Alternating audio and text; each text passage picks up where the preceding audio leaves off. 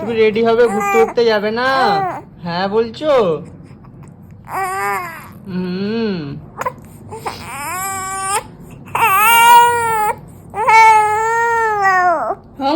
যাবে ঠিক আছে, তুমি রেডি হয়ে নাও, তারপর আমরা ঘুরতে যাবো। তো দেখো ফ্রেন্ডস, বাবু রেডি হয়ে ঘুমিয়ে পড়েছে। ও যখনই ঘুরতে যাক না কেন, তার আগে রেডি হলে ও ঘুমিয়ে পড়ে। পুরো সারা রাস্তা ঘুমিয়ে ঘুমিয়ে ও যায়। আর বাবুর মাকে দেখো রেডি হচ্ছে।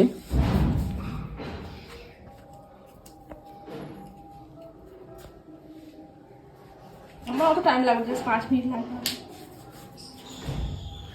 শুধু চুলটা বেনুনি করবো, কেন গরম পড়ে গেছে প্রচুর, চুল খুলে রাখা যাবে না। হ্যাঁ চলো। তো দেখো এখনো ঘুমিয়ে আছে সে, কতক্ষণ ধরে।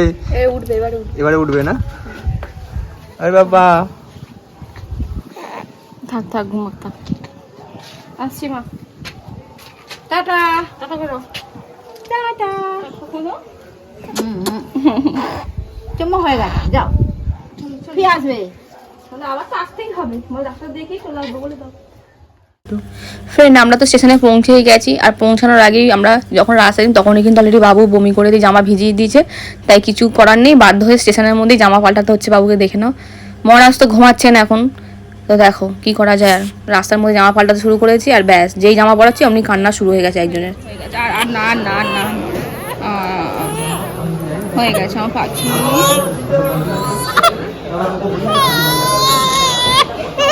এই তো ওগো বলে নিয়ে বসে থাকা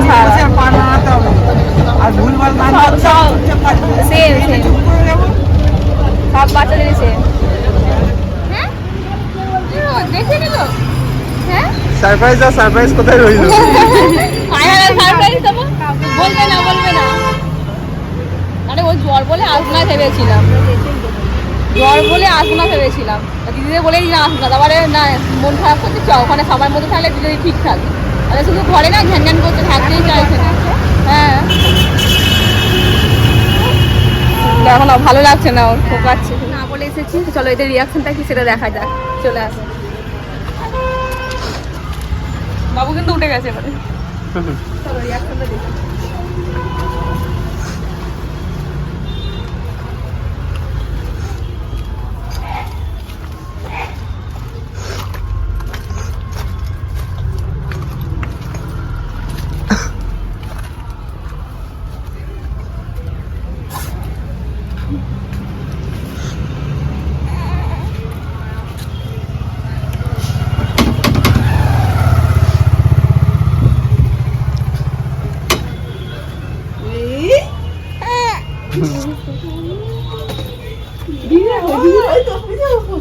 কোথায়? ওখানে পুজো হচ্ছে, তুমি এখানে কি করছো? শাড়ি পরে এলাম তো। তো ফ্রেন্ড, আমরা কিন্তু ফার্স্টেই বোকা পেয়ে গেলাম, দেখতে পেলে দিদি ঘরে নেই। দিদিকে ডাক করিয়েছি, দেখি দিদি এসে দিদির রিয়াকশনটা কি হয়। দেখতে পেলে মা কিন্তু অবাক হয়ে গেছে, সবাইকে না বলে এসেছি বলে। দিদি আসছে, চলো দেখা যাক দিদি আসছে, চলো দেখা যাক।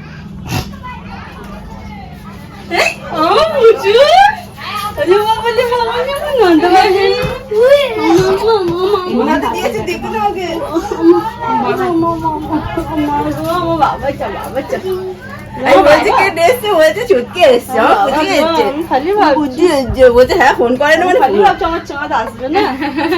চাঁদ বাবা, ও চাঁদ এই দিকে তো থেকেই ঢুকাই যাবে। দিদি দিদি দিদি মিষ্টি কিনতে গেছি।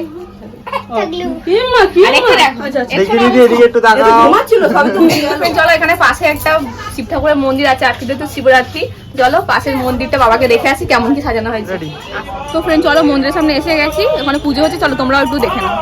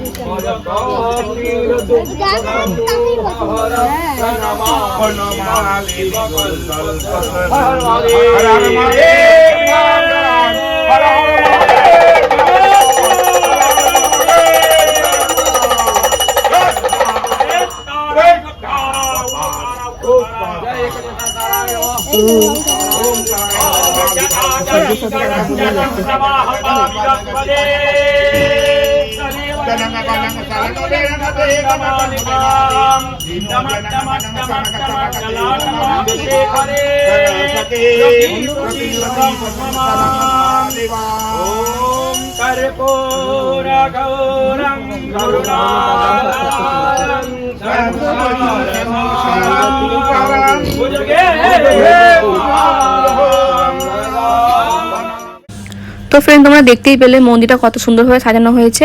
তো হোমও শেষ, এবারে এখানে নিয়ম ছিল যে একটা জন এসে হোমে এক একটা করে ঘি দিয়ে কাট দেবে, সেই জন্য দিদি দেখো ঘোমটা ফোমটা দিয়ে রেডি হচ্ছে কিন্তু।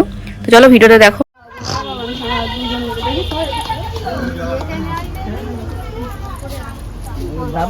হ্যাঁ বাবু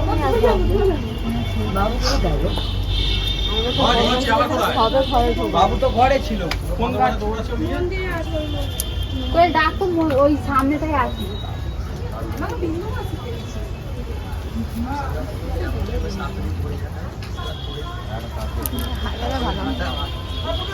হ্যাঁ আসতে দে একদম। তো চলো কিছু খেয়ে আসা যাক, তাই তো তিনজনে বেরিয়েছে এখন খাবারের উদ্দেশ্যে, খুব খিদে পেয়েছে। তো ফ্রেন্ড ভাবলাম কি খাবো, তো চলো সবার প্রিয় ফুচকা। আমার তো ফেভারিট ছিল না, কিন্তু জানি না এই রিসেন্ট বাবু হওয়ার পর থেকে এতটাই ফেভারিট হয়ে গেছে যে কিচ্ছু করার নেই, খিদে পেলেই মনে হয় ফুচকা খাই। তো চলো আমাদের ফুচকার জন্য দেখো পাতা অলরেডি দিয়ে দিয়েছে তিনজনকেই। এবার হচ্ছে ফুচকার পাল্লা, দেখো পাতা হাতে করে দাঁড়িয়ে আছে, ফুচকা দিচ্ছি না, এত খিদে পেয়েছে। তো ফাইনালি দেখো পাতে ফুচকা চলে এসেছে, এবার হচ্ছে খাওয়ার পালা। তো চলো ফুচকাটা খাওয়া যাক, দিদিকেও দিয়ে দিয়েছে। ও ফুচকা দেখলে যেন সত্যি জিভে জল চলে আসে। আমার মতো কার কার এরম হয় কমেন্টে কিন্তু অবশ্যই জানিয়ে। এটার জন্যই ফুচকাটা খাওয়া লাস্টেরটা, দই ফুচকা যখন।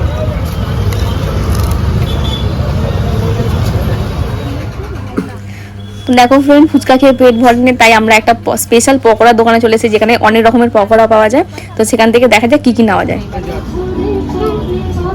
চলো আমরা চিকেন পকোড়া নিয়ে নিয়েছি আর চিকেন স্টিক নিয়েছি, খেয়ে দেখা যাক কেমন লাগে। ঠিক আছে দিদি কাছে আগে ও তো উপোস, ও যেহেতু কাছে হাট বললাম, ঠিক আছে এখন পাশে বসে খাচ্ছি, সব লাগে সব টুকটুকিটা খালি এর মতো করছে কেন?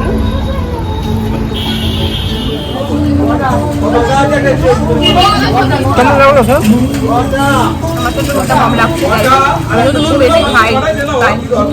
ঠিক আছে দিদি কেমন আছো? দিদিকে তো আমরা দিইনি। এখানে আলুটা কম করে তাই দেখাচ্ছে। দেখো গাইস আমাদের ছেড়ে এরা দুজনে বেলা ঘুরতে চলে যাচ্ছে, আমার দিদির মন খারাপ করছে, আমার মন খারাপ করতে আমাকে নিয়ে যাচ্ছে না এরা। যাও টাটা। সব বন্ধ খাচ্ছি চিকেন খেতে আসছি চড়িয়ালে